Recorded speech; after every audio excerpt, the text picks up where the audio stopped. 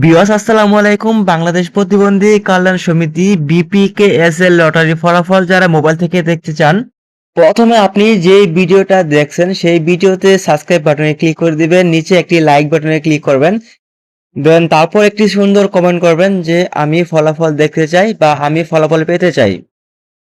দেন তারপর আপনাকে যে কাজ করতে হবে, আপনার মোবাইল থেকে যে কোনো একটি ব্রাউজার ওপেন করে দিবেন অথবা ক্রোম ব্রাউজার ওপেন করে দিবেন।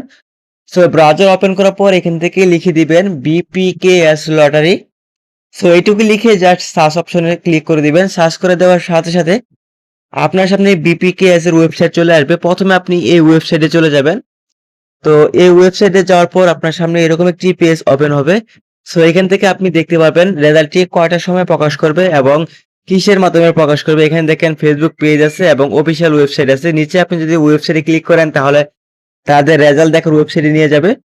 আর যদি এখান থেকে আপনি ফেসবুকে ক্লিক করেন তাদের ফেসবুক অফিসিয়াল পেজে নিয়ে যাবে।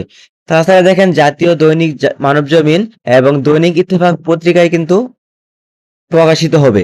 তো এখান থেকে দেখেন আমি ফেসবুক অপশনে ক্লিক করে দিব। ফেসবুক অপশনে ক্লিক করার পর তাদের অফিসিয়াল ফেসবুক পেজে নিয়ে যাবে।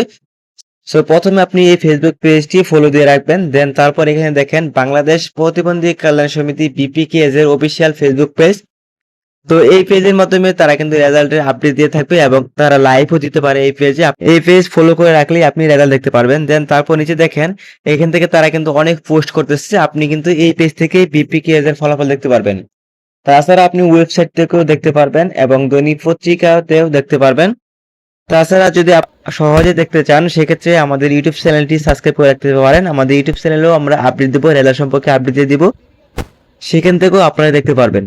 তো এভাবে কিন্তু আপনারা খুব সহজেই বিপিকেএস এর ড্র এর ফলাফল দেখতে পারবেন। ড্র অনুষ্ঠিত হবে 19 জুলাই সকাল 11টায়।